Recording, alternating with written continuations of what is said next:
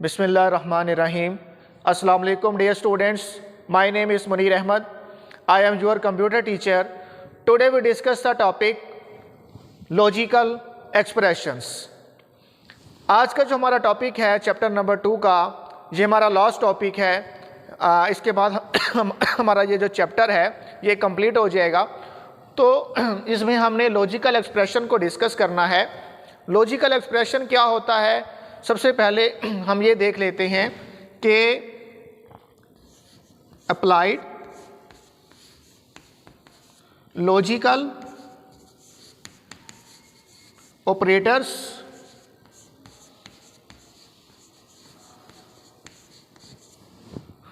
To the Boolean proposition. Boolean proposition.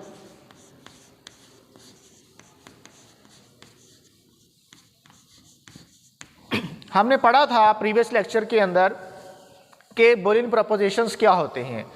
Boolean proposition जो है ये हमारे पास कोई भी सेंटेंस जो या तो ट्रू हो या फॉल्स हो तो उसे हम कहते हैं कि ये क्या है, ये बूलियन प्रपोजिशन है। तो बूलियन प्रपोजिशन में फॉर एग्जांपल अगर हम बात कर लें कि मेरे पास एक प्रपोजिशन है P, P मीन कि P जो है वो इक्वल है किसी प्रपोजिशन के। फॉर एग्जांपल जैसे कि टुडे इज संडे, तो हम कहेंगे कि हमने टुडे इज संडे को हम इक्वल कर लेंगे P के, तो P जो है वो हमारे पास अब क्या है, एक प्रपोजिशन है।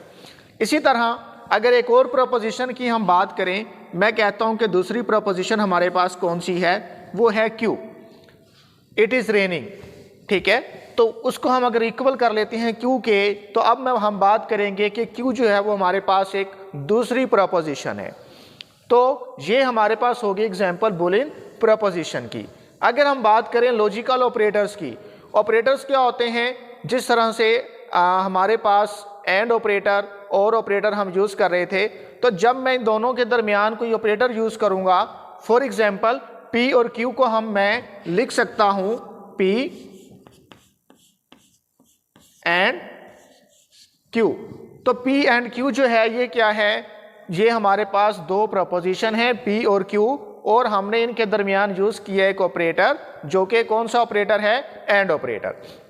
एंड ऑपरेटर का जो सिंबल है वो भी हमने पढ़ा था कि हम इसे डॉट से जो है वो डिनोट करते हैं। हम P एंड Q को हम लिख सकते हैं P डॉट Q।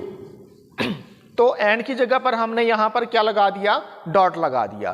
तो मीन इसी तरह P एंड Q की जगह पर हम P और Q भी लिख सकते हैं, या फिर नॉट P एंड Q भी लिख सकते हैं। किस तरह से, P एंड Q का मतलब अगर हम यहाँ एक टेबल के ज़रिए हम इसको देख लें, हमारे पास अगर P Q और यहाँ पर मैं लिख देता हूँ P एंड Q, तो P और Q जब हमारे पास दो वेरिएबल्स होते हैं तो उसके लिए जो हमारे पास इनपुट्स होती हैं वो कितनी होती हैं, वो 4 होती हैं। क्योंकि हमने पढ़ा था कि जितने वेरिएबल्स होते हैं हम 2 की पावर उतनी ही ले लेते हैं। अगर हमारे पास 2 वेरिएबल हैं तो हम 2 की पावर 2 ले लेंगे, जो कि इक्वल होगा किसके, 4 के। तो उसके बाद देखें P हमारे पास है, तो यहाँ पर मैं लिख लूँगा ट्रू, ट्रू, फॉल और फॉल। यहाँ पर मेरे पास 4 इनपुट आ गई। इसी तरह Q की इनपुट मेरे पास क्या होगी, ट्रू, फॉल, ट्रू और फॉल। अब P एंड Q का जो हमारे पास आंसर आएगा वो क्या आएगा, हमने P और Q में पढ़ा था कि P और Q जो है वो उस वक्त ट्रू होगा जब दोनों प्रपोजिशंस की ट्रूथ वैल्यू ट्रू होगी। मीन कि जब P भी ट्रू होगा, Q भी ट्रू होगा, तब इसका आंसर ट्रू आएगा। अदरवाइज अगर P या Q दोनों में से अगर एक भी फॉल्स होगा तो P और Q का जो आंसर है वो फॉल्स आएगा। यहाँ पर हमारे पास P भी ट्रू है, Q भी ट्रू है, तो हमारे पास इसका आंसर क्या आएगा, ट्रू। इसी तरह नंबर 2 पर P ट्रू है और Q हमारे पास फॉल है, तो इसका आंसर भी हमारे पास क्या आएगा, फॉल आएगा। इसी तरह नेक्स्ट मेरे पास P जो है वो फॉल है और Q जो है वो ट्रू है, तो हमारे पास आंसर क्या आएगा, ट्रू आएगा।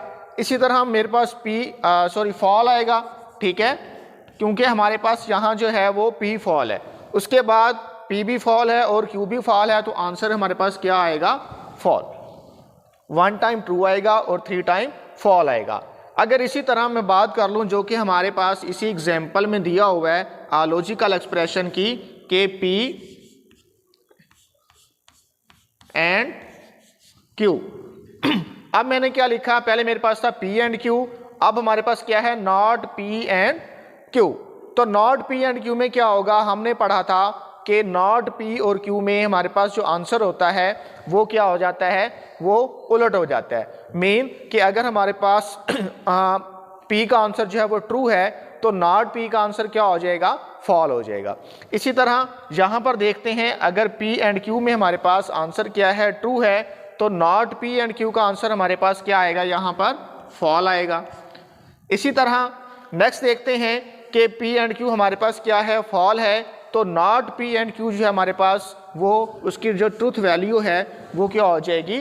ट्रू हो जाएगी। इसी तरह नेक्स्ट देखते हैं, P एंड Q में हमारे पास जो नेक्स्ट ट्रूथ वैल्यू है वो फॉल है, तो नॉट P और Q में हमारे पास वो क्या हो जाएगी? ट्रू। इसी तरह उससे नेक्स्ट चलते हैं, जो लास्ट में हमारे पास है फॉल, P एंड Q की जो ट्रूथ वैल्यू है तो नॉट P एंड Q में हमारे पास क्या हो जाएगी? ट्रू हो जाएगी। अब इसमें P एंड Q में हमारे पास 1 टाइम ट्रू और 3 टाइम फॉल था, इसी तरह नॉट P एंड Q में हमारे पास 1 टाइम फॉल और 3 टाइम हमारे पास क्या होगा? ट्रू होगा। तो इसमें ये हमारे पास जो एग्जाम्पल थी ये लॉजिकल एक्सप्रेशंस की थी। अगर हम यहाँ पर P और Q को यूज़ करें, हमारे पास जो लॉजिकल ऑपरेटर और है अगर हम उसे यूज़ करते तो उसमें हमने पढ़ा था कि दोनों प्रोपोजिशंस में से अगर हमारे पास एक प्रोपोजिशन भी ट्रू हो तो हमारा आंसर जो है वो ट्रू होगा। लेकिन एंड में हमने क्या पढ़ा था? जब तक हमारे पास तमाम प्रोपोजिशन जो हैं वो ट्रू ना हो तब तक हमारे पास जो आंसर है वो ट्रू नहीं होगा। और जो हमने P और Q को कंबाइन किया है एंड ऑपरेटर को यूज़ करते हुए, तो जो नई बनने वाली प्रोपोजिशन है इसे हम क्या कहते हैं? Compound proposition. मीन कि यहाँ पर हमारे पास P एक प्रोपोजिशन थी, Q भी एक प्रोपोजिशन थी, लेकिन जब हमने P एंड Q को कंबाइन कर दिया, P और Q को एक ऑपरेटर यूज़ करते हुए, एक एंड ऑपरेटर को यूज़ करते हुए हमने कंबाइन कर दिया, तो जो नई बनने वाली प्रोपोजिशन है ये कौन सी प्रोपोजिशन होगी? कंपाउंड प्रोपोजिशन होगी। जिस तरह से ये हमारे पास जस्ट P की ट्रूथ वैल्यूज़ हैं, ये Q प्रोपोजिशन की ट्रूथ वैल्यूज़ हैं, लेकिन ये जो हमारे पास ये P एंड Q एक कंपाउंड प्रोपोजिशन की ट्रूथ वैल्यूज़ हैं। और इसी तरह जो नॉट P एंड Q है ये भी हमारे पास एक कंपाउंड प्रोपोजिशन है नॉट P और Q की। मीन के जो हमारे पास P एंड Q का आंसर आएगा अगर हम उसके साथ नॉट ऑपरेटर को यूज़ करते हैं, ये भी हमारे पास एक लॉजिकल ऑपरेटर है नॉट ऑपरेटर, तो ये क्या करेगा? उसके आंसर को जो है वो उलट कर देगा। जहाँ जहाँ P एंड Q का आंसर ट्रू होगा वहाँ उसे फॉल कर देगा, और जहाँ हमारे पास फॉल होगा वहाँ उसे क्या कर देगा? ट्रू कर देगा। तो इसी तरह ट्रू को फॉल और 3 टाइम हमारे पास फॉल था तो हमारे पास क्या हो जाएगा? 3 टाइम ट्रू हो जाएगा। तो इस तरह से यहाँ तक जो था हमारा लेक्चर आज का वो कंप्लीट हो गया। इस हवाले से अगर आपको कोई क्वेश्चन क्लियर नहीं हुआ तो आप मुझसे कांटेक्ट कर सकते हैं, और ये क्वेश्चन आपने अपनी नोटबुक के ऊपर भी नोट करना है, अपना होमवर्क करके आना है, ताकि स्कूल ओपन होने के बाद आपका जो होमवर्क है ये चेक हो सके। आपको पता है कि आपके इस होमवर्क के आपको 50% मार्क्स भी मिलने हैं, तो इसलिए होमवर्क करके आइएगा। आज का लेक्चर हमारा यहीं वाइंड अप हुआ। अल्लाह हाफिज़।